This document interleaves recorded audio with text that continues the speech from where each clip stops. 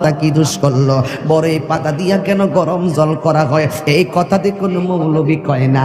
লাল কাপড়, নীল কাপড়, হলুদ কাপড়, কত কাপড় দেখলাম, কবরের কাপড়টা কেন ভাইজান সাদা, এই সাদা দিয়া কেন দাফন করা হয়, এই কথা দিয়ে পৃথিবীর কোনো মৌলবি কয় না রে। এ আমার যুবক,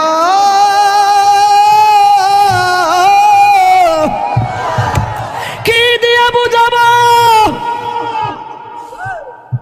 কবরটা কেমন ডেঞ্জারাস, কি দিয়া বুঝাবো মরণটা কত কঠিন, কি দিয়া বুঝাবো তাহিরের যে একটা দিন চলে যাওয়া মানে হলো আমার জীবন থেকে চিরদিনের জন্য দিনটা চলে গেছে।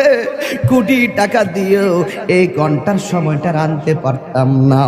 এখন আমি শ্বাস ফালাইতাছি, 1 টাকা বিল দেওয়া লাগে না, নদীর পারে হাওয়া খাই বিল দেওয়া লাগে না, পল্লী বিদ্যুতের ফ্যান বাতাস খাইলে বিল দেওয়া লাগে, আইসিইউতে ঢুকে গেলে দিনে 50,000 টাকা গোনা লাগে।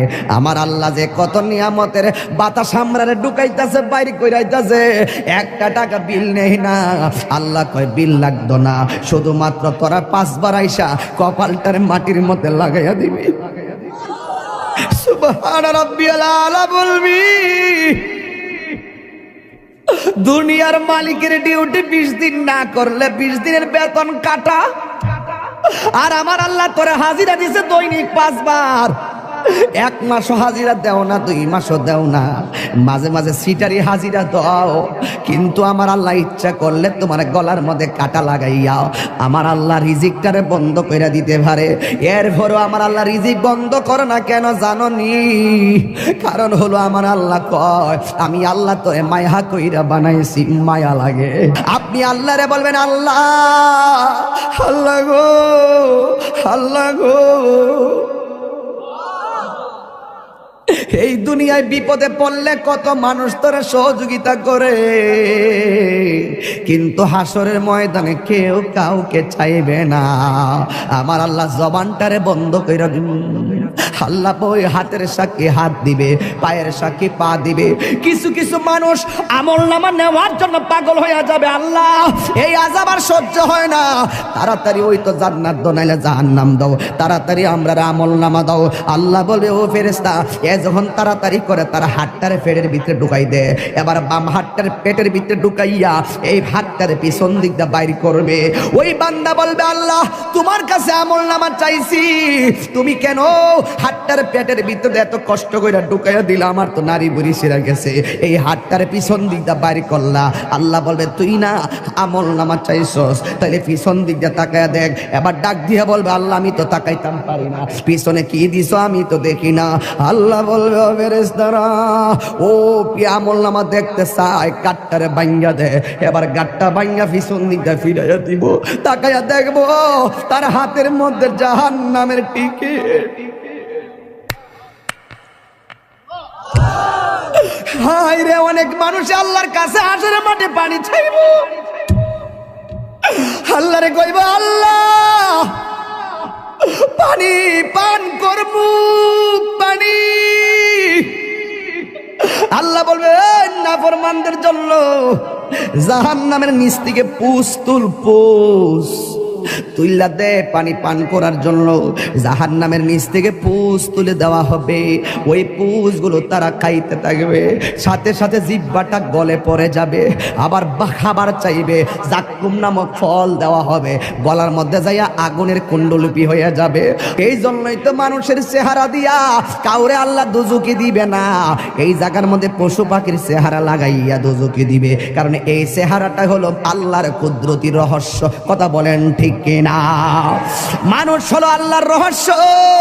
ও যুবক, এই মানুষই আল্লাহ দুনিয়ার দিকে নিব, কত বাহানা কইয়া নেয়।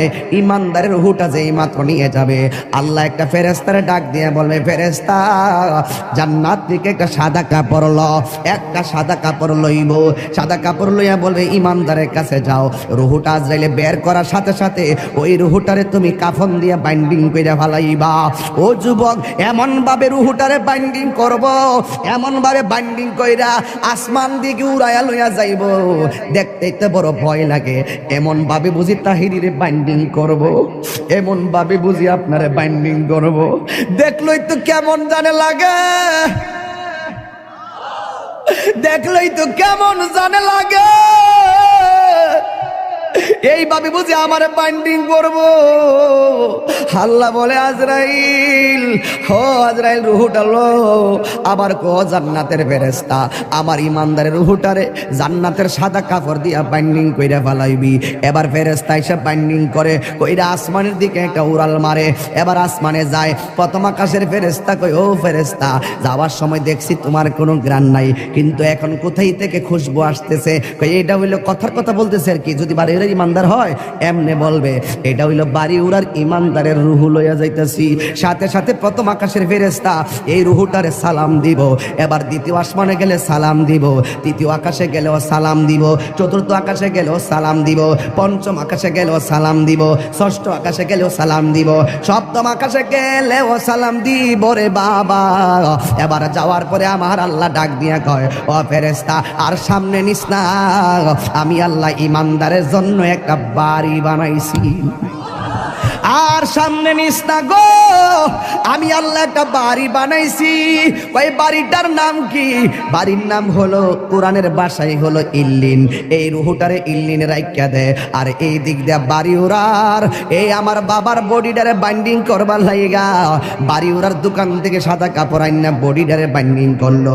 মানুষ আইব রে এক নজর দকিতে, মানুষ আইব রে। বিষয়টা দিছেন খুব কঠিন। মানুষ আইব রে এক নজর দেখিতে, মানুষ আইব রে। দেহ কাচার অচিন পাখি, দেহ কাচার ও চিন পাখি, উইরা যেদিন যাইব রে এক নজর দেখিতে, মানুষ আইব রে। জিহাদ HD media, the Islamic content creator. আমার যুবক ভাইরা, আমার মুরব্বী বাবাজিরা, আমি দেখতেছি অনেকে নগদ 1000 টাকা দিতেছে, অনেকে 500 টাকা দিতেছে, 100 টাকা দিতেছে, অনেকে 10 টাকা দিতেছে। আল্লাহ, এই মাহফিলে হাজার হাজার মানুষ যারা এই মাদ্রাসার জন্য টাকা দিয়ে দিতেছে, টাকা দেওয়ার প্রতিযোগিতায় মাঠে নেমে গেছে। আল্লাহ মেহেরবানি করে তুমি সবার দান গুলাকে তোমার দরবারে কবুল আর মঞ্জুর করে নাও। জোরে জোরে বলো না আমিন। আমার যুবক ভাইরা, এরপরে যদি কেউ দিলটা নরম করে মাহফিলের জন্য মাঝে মাঝে 10,000 5,000 টাকা দিতে চান, আমার একটু মেহেরবানি করে বলবেন, আমি ওয়াজের মাঝখানে সবাই নিয়ে আপনার জন্য দোয়া করে দিয়ে যাব। মা বোনদেরকে বলবো, মা এই মাদ্রাসার জন্য 1,000 টাকা হলো আপনি দিয়া দেন। আপনার 1,000 টাকা নিয়ে আমরা গর্ব কইরা মাঠে যাইয়া, মার্কেটে যাইয়া 2 বস্তা সিমেন্ট আইনা মাদ্রাসার কাজে লাগাইতে পারবো। একদিন আপনি থাকবেন না, এই টাকাগুলা একদিন মিজানের পাল্লাই কথা বলবে। এই দুনিয়ায় চিরদিন আমরা থাকবো না গো। ব্যাংকের মধ্যে টাকা আছে, এই টাকা দিতে চান না, ব্যবসার টাকা আছে দিতে চান না, কিন্তু একটা কথা মনে রাখবেন, মরণের কালে গেলে আপনার কবরের পা যাওয়ার আগে আগে মরণ আপনার সামনে আসবে। আপনার পাশে আপনার সন্তান বসে থাকবে, আপনার পাশে আপনার আপনজন বসে থাকবে, কিন্তু আপনার মরণের কষ্টের ভাগ আপনার সন্তান নিবে না। আপনার কবরে যদি আযাব হইব, এই কবরের আযাবের ভাগ আপনার সন্তান নিবে না, কিন্তু আপনার সন্তান ঠিকই আপনার ব্যাংকের টাকার ভাগ নেওয়ার জন্য কামরা কামড়ি শুরু করবে। আপনার সন্তান জমিনের ভাগ নেওয়ার জন্য পাগল হয়ে যাবে, কিন্তু আপনার কবরের ভাগ আপনার সন্তান নিবে না। এই জন্য আল্লাহ রাব্বুল আলামিন বলেছেন, মিনহা খলাকনাকুম ওয়া ফিহা নুঈদুকুম ওয়া মিনহা নুখরিজুকুম তারাতান উখরা। এই তো আমি পেয়ে গেলাম, দেখছেন ওয়াজের ভিতরে উত্তরপাড়া সিদ্দিক মিয়া মাছ ব্যাপারী, তিনি দিয়া দিলেন মাদ্রাসার জন্য ৫,০০০ টাকা। এই ৫,০০০ টাকা আমার কাছে ৫ কোটি টাকা মনে হয়। এই টাকাগুলা মাদ্রাসার কাছে লেগে গেলে একদিন হয়তো সে কবরে চলে যাবে, এই সওয়াবটা তার কবরে ফ্লেক্সি হতে থাকবে। আল্লাহ আপনি তার দানটাকে কবুল আর মঞ্জুর করে নেন। সবাই জবানটা খুলে বলুন আমিন। আল্লাহ বলছেন এই মাটি থেকেই তোমাকে সৃষ্টি করা হয়েছে, এই মাটিতেই তোমাকে দাফন করা হবে, এই মাটি থেকে তুমি একদিন হাসরের ময়দানে উঠবে। আমার যুবক ভাইরা গভীর মনোযোগ, আমাকে বিষয় দিয়েছে কবরের আযাব আর হাসরের ময়দানের ভয়াবহতা। এই ওয়াজগুলো আমি প্রতি মাহফিলে করে দিলটা নরম করে দেওয়া লাগবে। বন্ধুরে আমার, ও বাড়ি উড়ার বন্ধুরা, কুস্তি শাহবাজপুর সাজদাপুরের বন্ধুরা, মাশাআল্লাহ। কোন জায়গা? জাঙ্গালপাড়ার জনাব মোশাররফ হোসেন প্রবাসী, তিনি দিলেন ৫,০০০ টাকা। যেরকম মারহাবা। আয় রাব্বুল আলামিন, এই দান তুমি কবুল করো, মঞ্জুর করো। আল্লাহ আমি কবরের আলোচনা শুরু করে দিলাম। রিয়াসত বাড়ির আক্তার মিয়া ২,০০০ টাকা। যেরকম মারহাবা। নগদ যারা তুলছেন টেহারি গণ্য আমার কোয়েন কত টাকা উঠছে? আপনারা কেড়ে কেড়ে টেহা দিচ্ছেন, হাত তোলেন। নগদ কে কে দিচ্ছেন, হাত তোলেন। মাশাআল্লাহ, অনেকে দিছে, আলহামদুলিল্লাহ। আমার মনে হয় সবাই যদি অংশগ্রহণ করেন মিনিমাম ৩০-৪০ হাজার টাকা ওঠার কথা। এরপর আমি গণ্যা দিক খেলে কত উঠছে টেহাটা গনেন। কেডা? উত্তরপাড়া হোসেন মিয়া দিছে, উসন মিয়া দিছে ২,০০০ টাকা। মারহাবা। স্কুল ভাড়া উসন মিয়া দিছে ২,০০০ টাকা। মারহাবা কন। কেউ রাগ করবেন না, গুসা করবেন না। যারা দিবেন তারা জিতে যাবেন, যারা টাকা দেওয়ার পরে খুশি হয়ে মারহাবা বলেন আপনারা ধন্য হয়ে যাবেন। আর যারা মনটা খারাপ করে ফেলবেন আসামি হয়ে যাবেন। জনাব মোহাম্মদ রুমুজ আলী দিছেন ১,০০০ টাকা। আয়ত আলী সর্দার বাড়ি রুমুজ মিয়া, আয়দুল আলী সর্দার বাড়ি রুমুজ মিয়া দিছে ১,০০০ টাকা। মারহাবা কন। আচ্ছা, এখন যারা টাকা দিব আপনারা লিখকে ফেলাইবেন, পরে আমার কাগজটা দিয়েন, আমি একবারে লাস্টে কয়ে দেব ইনশাল্লাহ। হ্যাঁ, আমি ওয়াজটা শুরু ঢুকে গেছি তো, এখন মনটা গেছে এইদিকে। হ্যাঁ, আর বাকি যা দিবেন আমার কাছে লিখকে দিয়ে দিলে আমি ইনশাল্লাহ ঘোষণা করে দিব। আর সবাই আজকে আমরা দোয়া করে যাবো। রাজি আছি নিবাজান?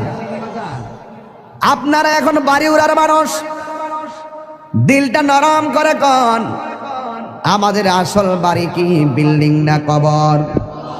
এই আওয়াজে মানি না, জোরে জোরে বলো, বিল্ডিং না কবর? বন্ধুরে টান দেন, বন্ধুরে আমার, ও আমার যুবক ভাইয়েরা, আসল ঘরের নাম হলো কবর। এই কবরটাতে যাব, যাওয়ার আগে তো আমাদের কাছে আজরাইল আসবে। আজরাইল দেখলে তোমার কেমন লাগবে জানোনি? আমি আপনাদের কাছে জানতাম চাই, বাড়িওরা গ্রামের মধ্যে আজরাইল আইসিনি? কথা কোন আইসিনি? দাদারে লয়া গেছে আজরাইল আইসা, দাদিরে নিয়ে গেছে আজরাইল আইসা, আমারও নিয়ে যাইব আজরাইল আইসা। আমার নবী বলে আজরাইল বড় ভয়ঙ্কর জিনিস। এই আজরাইলের চেহারাটা দেখলে অনেক মানুষের হাড্ডিগুলা খুলে যাবে। আজরাইলের চেহারা দেখলে অনেকের রগগুলা টাস টাস করে ছিঁড়ে যাবে। আজরাইলের চেহারা দেখলে অনেকের হাড্ডিগুলা চুরমার হয়ে যাবে। এই মুহূর্তে যদি বাড়িওরা আইল্যান্ডের মধ্যে মোটর সাইকেল একটা উল্টায় পইরা যায়, পা ভাঙ্গা যায়, এক্সরে মেশিন দিয়ে ট্রাই করে কেমন ভাবে ভাঙছে। এই দুনিয়ার ভাঙ্গার মধ্যে পরীক্ষা করে দেখে কেমনে পাটা ভাঙছে। কিন্তু আজরাইলের থাবাই যে তোমার হাড্ডি চুরমার হয়ে যাবে, এটা ধরার মতন কোনো মেশিন এখন আবিষ্কার হয় নাই, যেমন ভাবে হায়াত কিনার ফ্যাক্টরি এখনো আবিষ্কার হয় নাই। কথা বলেন ঠিক কিনা? আমার যুবক ভাইয়েরা, আমার নবী বলেন আজরাইল দেখলে বেঈমানগুলো এমন পাগল হয়ে যাবে, তার পাশে তার সন্তান বসে থাকবে, তার পাশে তার আপনজন বসে থাকবে, কিন্তু তার কষ্টের ভাগ তার স্ত্রীও নিবে না, তার কষ্টের ভাগ তার আম্মাও নিবে না। এই জন্যই তো আমার নবী বলেছেন পৃথিবীর মধ্যে মানুষের দুইটা সিস্টেম, একটা হলো বেঈমানের জিন্দেগি, আর একটা হলো ইমানদারের জিন্দেগি। বেঈমানের জিন্দেগি করলে আজরাইলে তাবা খাইয়া রক্তগুলা পানি পানি হইয়া যাইব, পানি পানি হইয়া যাইব, মনের দুঃখ বলার কোনো জায়গা থাকবে না। কিন্তু যদি ইমানদার হতে পারো, ইমানদার হইলে তোমার কাছে আজরাইল আসবে, আয়সা ঘরের দরজার মধ্যে আজরাইলে তোমার সালাম দিব, জোরে জোরে কি আল্লাহু আকবার বলা যাবে না? যুবক, আজরাইল আয়সা তোমার সালাম দিয়া বলবে আল্লাহ আমারে পাঠাইছে আপনার হায়াতের জিন্দেগির শেষ দিকে, এখন আপনার রূহটা নিয়ে যাবো। ইমানদার বলবে আজরাইল আর দেরি করো না, তাড়াতাড়ি আমার রূহটারে লইয়া যাও, আমার এই দুনিয়া ভালো লাগে না গো। আর দুনিয়া সিজনুল মুমিনিন, দুনিয়াটা হলো মুমিনের জন্য জেলখানা। বেঈমানরা মনে করে এই দুনিয়াটা হলো একমাত্র বালাখানা। ইমানদার ডাক দিয়া বলবে ও আজরাইল, আমার রূহটারে তাড়াতাড়ি লইয়া যাও, এই দুনিয়ায় আমার ভালো লাগে না। এবার ইমানদারকে আজরাইল বলবে ঠিক আছে আপনি প্রস্তুতি নেন। এবার আজরাইল বলবে তোমার রূহটারে আমি মুখ দিয়া নিতেছি। ইমানদার বলবে এই মুখ দিয়া রূহ নিতে দিব না, কারণ এই জবান দিয়ে আমি আল্লাহর জিকির করেছি, তাইলে তোমার রূহটা আমি কান দিয়া নিয়ে যাব। ইমানদার বলবে না, কান দিয়া নিতে দিব না, এই কান দিয়ে আমি আল্লাহর জিকির শুনেছি। আজরাইলে বলবে ও ইমানদার তোমার চোখ দিয়া রূহ নিয়ে যাবো। ইমানদার বলবে না না না না, এই চোখ দিয়ে আমার আল্লাহর কুদরত দেখে দেখে আমি আল্লাহরে গবেষণা করেছি, এই চোখ দিয়ে রূহ নিতে দিব না। আল্লাহ ডাক দিয়া বলবে আজরাইল, আজরাইল বলবে আল্লাহ তোমার প্রেমিকে মুখ দিয়া রূহ নিতে দেয় না, তোমার প্রেমিকে কান দিয়া রূহ নিতে দেয় না, তোমার প্রেমিকে চোখ দিয়া রূহ নিতে দেয় না। আমার আল্লাহ বলে আজরাইল,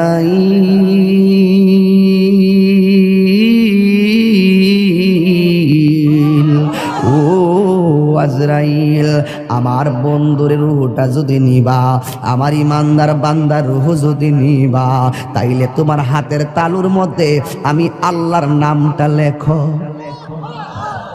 আমি আল্লাহর নামটা লেখো, হাতের মধ্যে আল্লাহর নামটা লিখবো। আল্লাহর নামটা কেমন জানেননি? কয় আল্লাহর নামটা আল্লাহু লা ইলাহা ইল্লা হুয়াল হাইয়ুল কাইয়ুম। এরপর আল্লাহর শব্দটার হামজাটা বাদ দিয়া দেন, তাকে লিল্লাহি মা ফিস সামাওয়াতি ওয়াল আরদি, লাহু লিল্লাহ শব্দের লাম বাদ দিয়া দেন, তাকে লাহু মুলকু সামাওয়াতি ওয়াল আরদি, লাহু শব্দের লাম বাদ দিয়া দেন, তাকে শুধুমাত্র হুয়াল্লাহুল্লাযী লা ইলাহা ইল্লা হু। এই জন্য আল্লাহর নামটা হলো আমার আল্লাহর ইসমে জাতের নাম। কথা বলেন ঠিক না? अल्लाह अल्लाह क्या मुबारक नाम है, अल्लाह अल्लाह आशिकों का काम है। मकान चुश्ती नमाजी पंज़गाना फवाइलुल लिल मुसल्लिन अल्लज़ीना। जोरे जोरे के अल्लाह আকবার বলা যাবে না। আমার যুবক, আজরাইল ইমানদার চোখের সামনে আল্লাহর নামটা যখন দেখবে, ওই ইমানদার আল্লাহর নামটা যখন দেখবে, সারা জীবন সে আল্লাহর নামে ফানা ছিল, সারা জীবন সে নবীর প্রেমে ফানা ছিল। ও যুবক রে, ইমানদার যখন শুইয়া শুইয়া আল্লাহর নামটা দেখবো, তখন ইমানদার আল্লাহর নামের উপরে ফানা হইয়া যাবে। ও আমার দয়াল নামে এত গো মধু,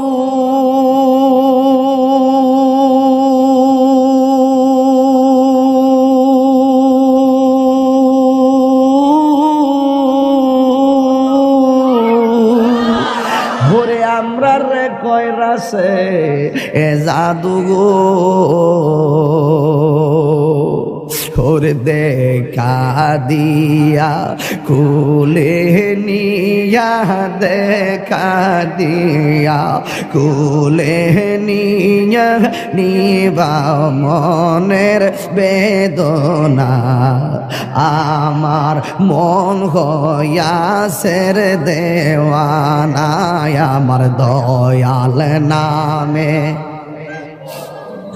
দয়াল নামে এত মধু, খাইলে মধু ফুরায় না, আমার মন গয়াসের দেওয়াল।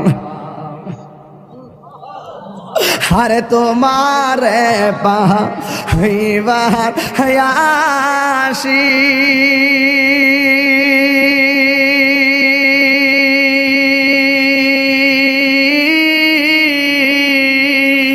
ঘুরতেছি কাঙালের বেশে গো, ওরে মরণ কালে দেখা দিয়া, মরণ কালে দিয়া নিবা ইয় যাত না, আমার মন হইয়াছের দেওয়া না, দয়ালে নামে এত মধু, দয়াল নামে খাইলে মধু ফুরায় না, আমার মন হইয়াছের দেওয়া না, আমার মন হইয়াছের দেওয়া না। একটা জবান বন্ধ রাখবেন না, জবানটা খুলে বলু সুবহানাল্লাহ। হে আমার বন্ধুরি, ও বাড়িওয়ালার বন্ধুরা, ও আমার মইনদের বন্ধুরা, ও আমার সাজদাপুরের বাবা, কুস্তির বাবা, বুড্ডার বাবা, যত জায়গা থেকে আসছে রে বাবা, ও মল্লেশ্বরের বাবা, আমার আল্লাহ বলে আজরাইল তোমার হাতের তালুর মধ্যে আমি আল্লাহর নামটা লেখো, আল্লাহর নামটা দেখে ইমানদার আল্লাহর নামে ফানা হইয়া যাবে। এই সুযোগে আজরাইলে ইমানদারের রুহটার সার্জারি কইরা লইয়া যাইব। ইমারে বাবা ছোট বাচ্চা মায়ের স্তন থেকে দুধ পান কইরা যেমনে ঘুমায়া গেলে টের পায় না, ইমানদার বাড়ি ওরা ভাঙ্গা ঘরে এমন ভাবে ঘুমায়া যাইব যারা পরিমাণ কোনো টের পাবে না। আর জোরে জোরে কন্যা আল্লাহু আকবার। এই জন্য আমার যুবক আল্লাহ কয় মাটি থেকে তোরে বানাইলাম, এই মাটিতেই তোরে দাফন করা হবে।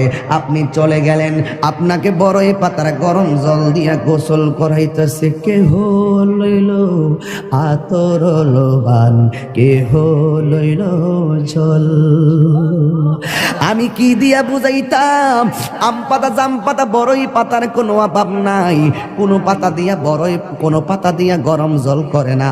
বড়ই পাতার পানি দিয়া কেন গরম জলটা করে? আম পাতা কি দোষ করলো? জাম পাতা কি দোষ করলো? বড়ই পাতা দিয়া কেন গরম জল করা হয়? এই কথা দিয়ে কোনো মৌলবি কয় না। লাল কাপড়, নীল কাপড়, হলুদ কাপড়, কত কাপড় দেখলাম। কবরের কাপড়টা কেন ভাইজান সাদা? এই সাদা দিয়া কেন দাফন করা হয়? এই কথা দিয়ে পৃথিবীর কোনো মৌলবি কয় না রে। এ আমার যুবক,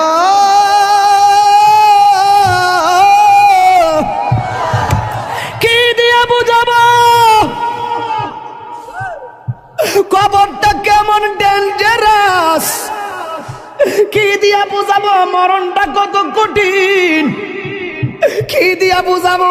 তাহিরের যে একটা দিন চলে যাওয়া মানে হলো আমার জীবন থেকে চিরদিনের জন্য দিনটা চলে গেছে।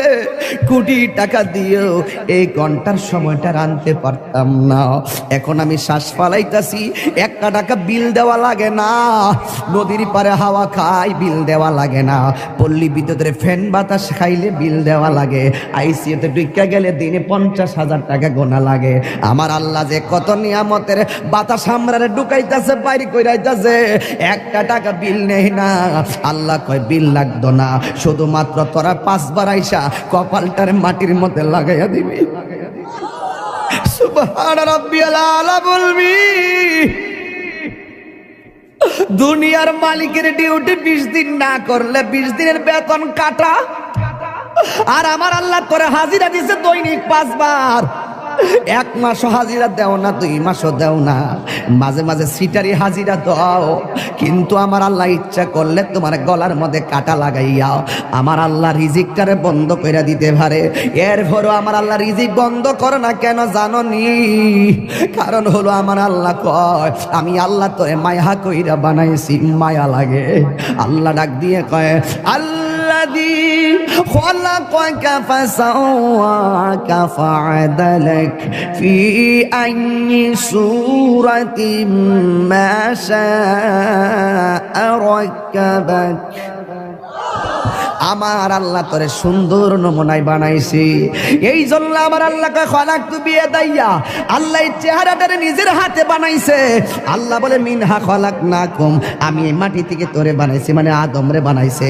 আদম হলো ডাইরেক্ট মাটি দিয়া তৈয়ার, আমরা কইলাম মা বাবার নুতফা দিয়া তৈয়ার। বন্ধুরে আমার এই চেহারাটা ডাইরেক্ট আমার আল্লাহ নিজের হাতে বানাইছে। এই জন্যই তো মানুষের চেহারা দিয়া কাউরে আল্লাহ দুজকি দিবে না। এই জায়গার মধ্যে পশু পাখির চেহারা লাগাইয়া দোজকে দিবে, কারণ এই চেহারাটা হলো আল্লাহর কুদরতি রহস্য। কথা বলেন ঠিক কিনা? মানুষ হলো আল্লাহর রহস্য। ও যুবক, এই মানুষই আল্লাহ দুনিয়ার দিকে নিব। কত বাহানা কইরা নেয়। ইমানদারের রূহটা যেই মাত্র নিয়ে যাবে, আল্লাহ একটা ফেরেশতারে ডাক দিয়ে বলবে, ফেরেশতা জান্নাত থেকে একটা সাদা কাপড় ল। একটা সাদা কাপড় লইব, সাদা কাপড় লইয়া বলবে ইমানদারের কাছে যাও। রূহটা আজরাইলে বের করার সাথে সাথে ওই রূহটারে তুমি কাফন দিয়া বাইন্ডিং কইরা ফেলাইবা। ও যুবক, এমন ভাবে রূহটারে বাইন্ডিং করব, এমন ভাবে বাইন্ডিং কইরা আসমান দিকে উড়াইয়া লইয়া যাইব, দেখতেই তো বড় ভয় লাগে। এমন ভাবে বুঝি তাহিরিরে বাইন্ডিং করব, এমন ভাবে বুঝি আপনারে বাইন্ডিং করব, দেখলই তো কেমন জানে লাগে, দেখলই তো কেমন জানে লাগে। এইভাবে বুঝি আমার বাইন্ডিং করবো। আল্লাহ বলে আজরাইল, ও আজরাইল রুহুটা লো। আবার কো জান্নাতের ফেরেশতা আমার ইমানদারের রুহুটারে জান্নাতের সাদা কাপড় দিয়া বাইন্ডিং কইরা ফেলাইবি। এবার ফেরেশতা এসে বাইন্ডিং করে কইরা আসমানের দিকে একটা উড়াল মারে।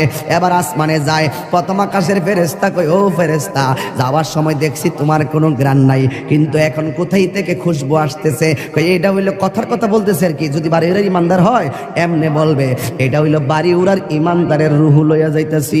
সাথে সাথে প্রথম আকাশের ফেরেশতা এই রুহুটারে সালাম দিব। এবার দ্বিতীয় আসমানে গেলে সালাম দিব, তৃতীয় আকাশে গেলেও সালাম দিব, চতুর্থ আকাশে গেলেও সালাম দিব, পঞ্চম আকাশে গেলেও সালাম দিব, ষষ্ঠ আকাশে গেলেও সালাম দিব, সপ্তম আকাশে গেলেও সালাম দিব রে বাবা। এবার যাওয়ার পরে আমার আল্লাহ ডাক দিয়া কয়, ও ফেরেশতা আর সামনে নিস না, আমি আল্লাহ ইমানদারের জন্য একটা বাড়ি বানাইছি।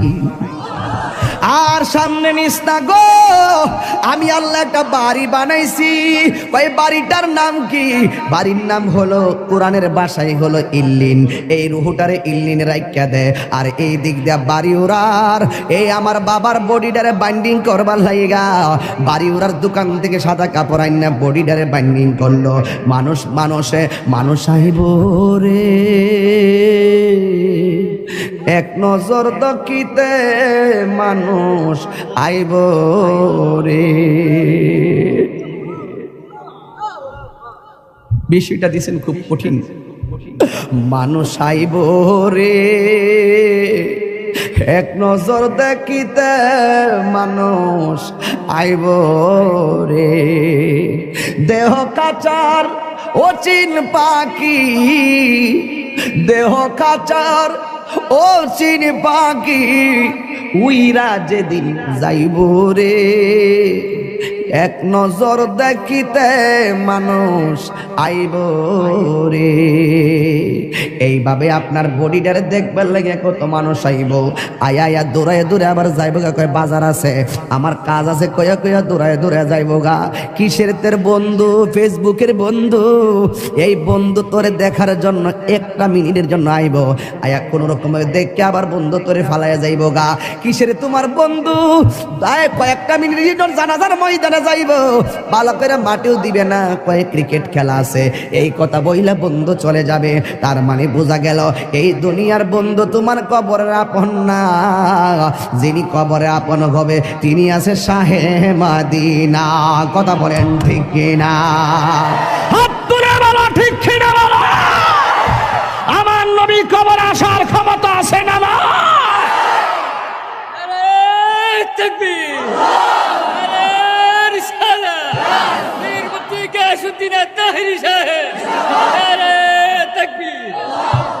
আল্লাহু আকবার বলেন।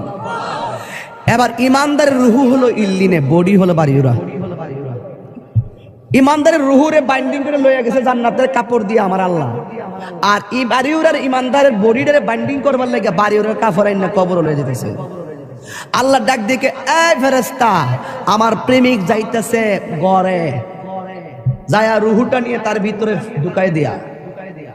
কবরে তো দুইজন ফেরেশতা আইব, আমি তো তিনজন আইব। ওই একজন আয়া রুহু দিয়ে যাইব গা, দুইজন আয়া প্রশ্ন করবো, জোরে কর না সুবহানাল্লাহ। সপ্তাহ কোন দেখতো না। এবার ওই কবরের ভিতরে ইমানদারের প্রশ্ন করব তিনটা। কয়টা? রাসূল বলেন, মৃত্যু যেমন সুখ, মৃত্যু যেমন দুঃখ, কবর তেমন দুঃখ, কবর তেমন সুখ, হাসর তেমন সুখ, হাসর তেমন দুঃখ। দুঃখের রাস্তা, সুখের রাস্তা, আমরা চাইব কোন রাস্তা? তো সুখের রাস্তা চাইলে তো সুখের কাজ করা লাগবে। কারো কারো জীবনে দুঃখগুলি সুখ হয় না, আহমদ সে সুখের, নূর নবী সে সুখের আলোকিত আয়না। তার রঙে রঙিন হলে দুঃখগুলি আর দুঃখ রয় না। সবার জীবনে আল্লাহুম্মা সাল্লি মাওলানা মুহাম্মদ ওয়া আলা আলি সাইয়্যিদিনা।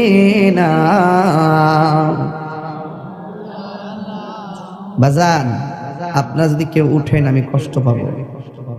আমি আসল ঘরের ওয়াজ করতেছি। যদি কেউ মন খারাপ করেন আর ডান বাম সান আর মুখে হাসি আসে, তাইলে আপনার মুসিবত। কে রে?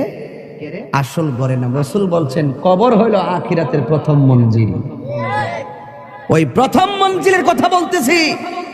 আর আপনি যদি ফেসবুক চালানো ওয়াজে বসে বসে, সেটা দুঃখজনক। আমার দিকে তাকান, কবরে সুখ আছে কিনা? রাসূল বলেন বেনামাজের জন্য কবরে তিনটা শাস্তি। আমাদের খলিল রেজা সাহেব এখানে নামাজ পড়ান, ভালো আলেম। আমার বড় কষ্ট হয়, আল্লাহ রাসূল এই কথাটাই বলছিলেন, মসজিদে যখন জামাত হয়, আমি যখন দেখি কেউ ঘরে বসা, আমার মনে চায় তার ঘরটারে আমি আগুন দিয়ে জ্বালাই দিই। আমার খুব ব্যথা লাগে যখন মসজিদে জামাত হয়, আপনি দোকানে আড্ডা দেন, মনে হয় যেন কবরে শুধু আমরাই যাবো, আপনারা যাইতেন না। রাসূল বলেন কবরে বেনামাজির জন্য তিনটা শাস্তি, লিখে রাখেন। নাম্বার 1, কবরে দেওয়ার পরে দুই পাশের মাটি দুই প্রান্তে চলে যাবে। এই ছেলে, এই বসো।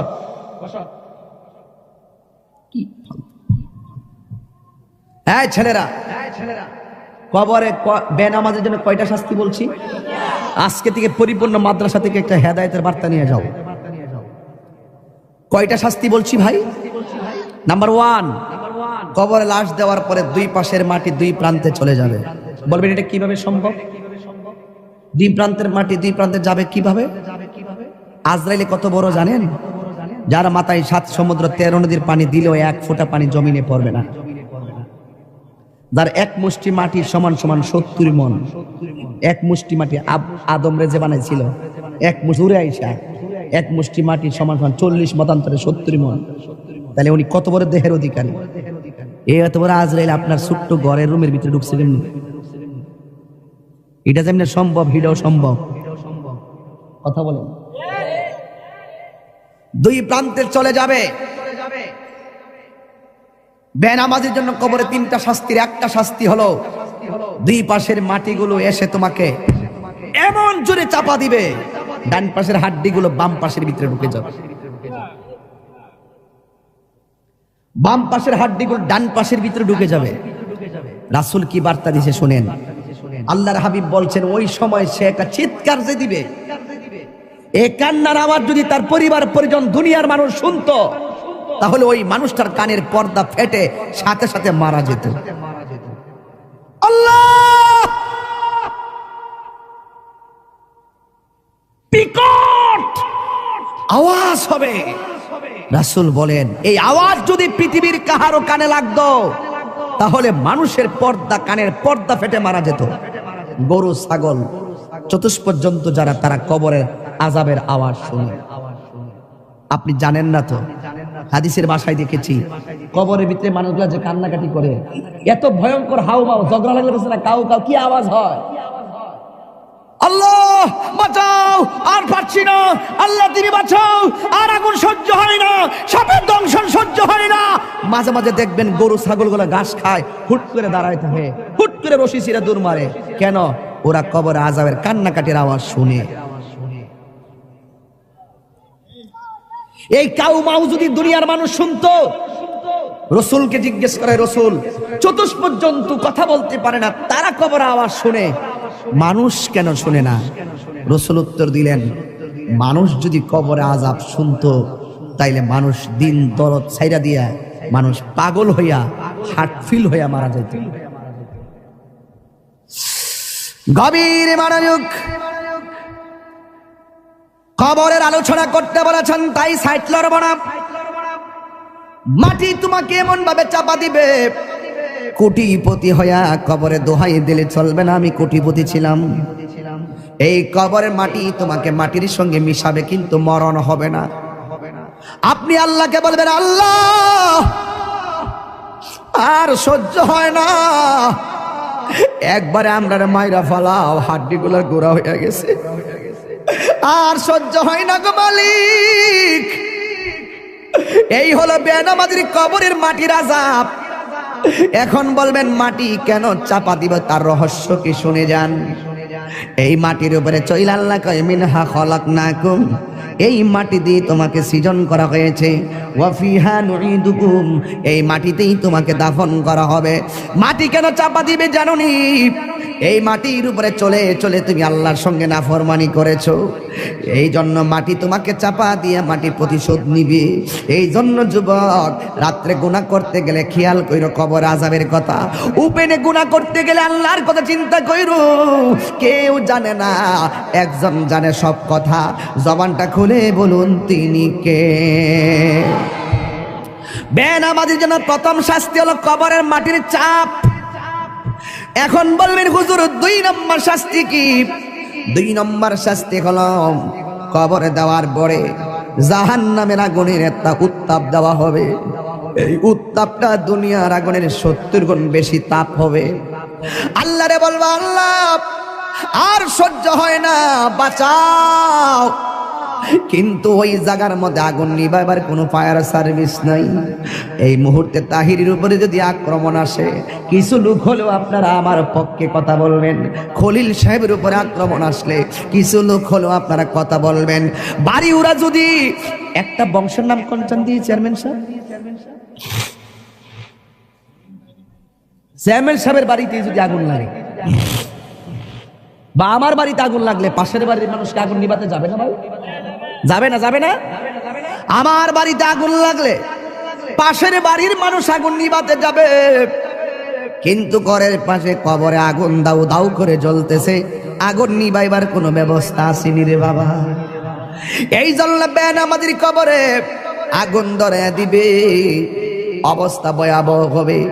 3 নম্বর বেনামাজির কবরে 3 নম্বর শাস্তি হলো, বেনামাজির কবরে একটা সাপ ঢুকবে, যেই সাপের দাঁতগুলো হবে 70 গজ লম্বা, চোখগুলো হবে দুনিয়ার আগুনের চাইতে 70 গুণ লাল। ওই সাপটার মাথায় থাকবে মহিলাদের চুলের গোছার মতন চুল। ওই সাপের গায়ের মধ্যে দুর্গন্ধ থাকবে। আমরা একটা সাপের দুর্গন্ধ সহ্য করতে পারি না, নাকে ধরে যায়, লাশের গন্ধ সহ্য করতে পারি না, কিন্তু ওই সাপের গায়ের মধ্যে এমন দুর্গন্ধ থাকবে গো, এই সাপের দুর্গন্ধ যদি কাহারো নাকের মধ্যে লাগতো, ওই মানুষটা কলেরা হইয়া সাথে সাথে মারা যাইত। এমন দুর্গন্ধ সাপ কবরে ঢুকাইয়া দেওয়া হবে। ও তাহিরি হুজুর, এই সাপটা কতটুকু লম্বা? বুখারী শরীফের হাদিস খুললা দেখেন, এই সাপের দৈর্ঘ্য হলো 450 কিলোমিটার লম্বা। এমন বিষাক্ত সাপ তোমার পায়ের মধ্যে সুবল দিবে না, তোমার কপালের মধ্যে সুবল দিবে না। কারণ মানুষের বডির ভিতরে কোন দিক দিয়ে শয়তান মানুষের ভিতরে ঢুকে জানেননি? কান দিয়া ঢুকে না, নাক দিয়া ঢুকে না, চোখ দিয়া ঢুকে না, শয়তান মানুষের ভিতরে প্রবেশ করে নাভি দিয়া, নাভি দিয়া। এই জন্য ওই শয়তানের পাল্লাই পইরা যারা নামাজ চাইরা দিছো, ওই সাপটা তোমার নাভির মধ্যে এমন জোরে 70 গজ দাঁতটা বসাইয়া দিয়া বডিটারে আলাদা কইরা 70 গজ মাটির নিচে নিয়ে ঢুকাইয়া দিবে। আপনি বলবেন আল্লাহ আর সহ্য হই না গো। ও যুবক, পায়ে হাত দিয়া বইলা যায়, নামাজ ছাড়লে আল্লাহ বড় অসন্তুষ্টি হইয়া যায়। একদম মুসা নবীর কাছে একটা মহিলা আসলেন, আয়েশা বলতেছে, মুসা নবী গো, আমি এমন গুনাহ করছি, আল্লাহর কাছে 100 বার ক্ষমা চাইলে মনে হয় কেন জানে আল্লাহ ক্ষমা করবে না। আমি এত তওবা করি, চোখের পানি ফেলায় কান্দি গো মুসা নবী। আপনারা আওয়াজ করে বলেন, মুসা নবী কি নরম নবী না গরম নবী? মুসা নবীর আয়েশা বলেন, নবী গো, আমি এমন গুনাহ করছি আমার আল্লাহ ছাড়া কেউ জানে না, কিন্তু আমি এমন ভাবি আল্লাহর কাছে ক্ষমা চাই, কিন্তু আমার আল্লাহ ক্ষমা করবে কিনা আমি জানি না। কেন জানে মনে হয় আমার আল্লাহ আমাকে ক্ষমা করবে না। এবার মুসা নবী ডাক দিয়ে কয়, ও পাগলি, তুমি কি এমন গুনাহ করছো যে এই গুনার কারণে আল্লাহর কাছে তওবা করার পরও তোমাকে তওবাটা কবুল হবে কিনা তুমি মনে করতে পারো না?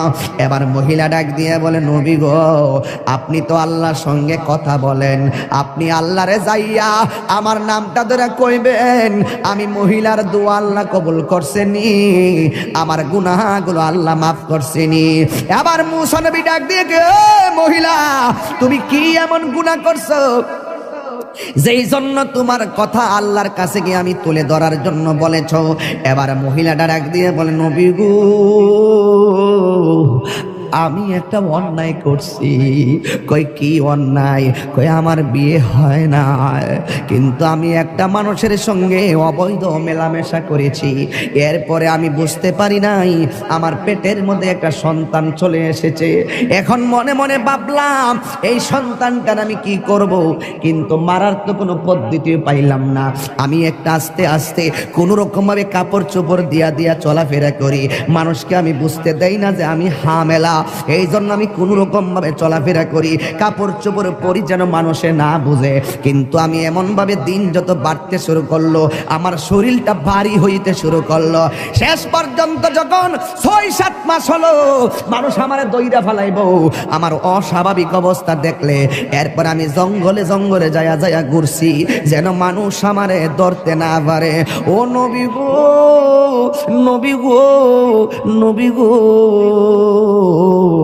আপনি জানেননি গো, আমি যখন দেখলাম 10 মাস 10 দিন হয়ে গেল, একদিন আমার পেটের ব্যথা উঠে গেল, মনে হয়েছে যেন আমার সন্তানটা হইব। কোনো দাইমারে ডাকলে শাস্তি হইয়া যাইব, কোনো দাইমারে ডাকলে সাক্ষী হইয়া যাইব, কোনো মহিলারে ডাকলে সাক্ষী হইয়া যাইব। এখন আমি কি করব? নিজে নিজেই প্রসব করাইছি আমার সন্তান, এখন আমি কি করব? এতদিন আমি পেট গোপন করছি, এখন আমি বাচ্চাটা গোপন করব কেমনে? এক তো আমি জিনা কইরা কইরা গুনাহ করলাম, 2 নম্বর সন্তান হইয়া গেছে, এখন আমি সন্তানটা লোক সমাজে লইয়া গেলে আমি কলঙ্কিনী হইয়া যাইব। মুসা নবী, আমি কি ভয়ঙ্কর গুনাহ করছি জানেননি? আমি জঙ্গলার ভিতরে বাচ্চাটা হওয়ার পরে জিন্দা সুন্দর একটা ফুটফুটে বাচ্চা, এই বাচ্চাটার আমি গলার চিপ দিয়া মাইরা ফেলাইছি। এই জন্য আমি জিনা কইরা গুনাহ করছি, এক অপরাধ। আমার পেটের মধ্যে বাচ্চা নিছি, আরেক অপরাধ। এই বাচ্চা হওয়ার পরে আমি গলার চিপ দিয়ে মাইরা ফেলাইছি, এটা আমার অপরাধ। এবার মুসা নবী রেখা, ইয়া মুসা কালিমুল্লাহ, মাফ হইবনি গো, আমার গুনাহ মাফ হইবনি।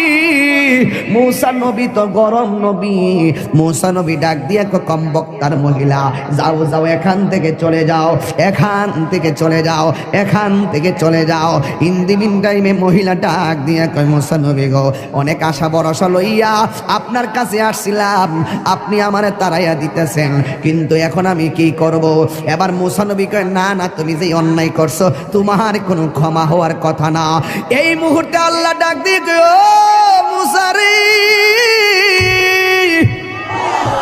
ও মুসা, যে অপরাধটা তুমি বড় মনে করছো, এর চাইতে আরো বড় গুনাহ আছে, তুমি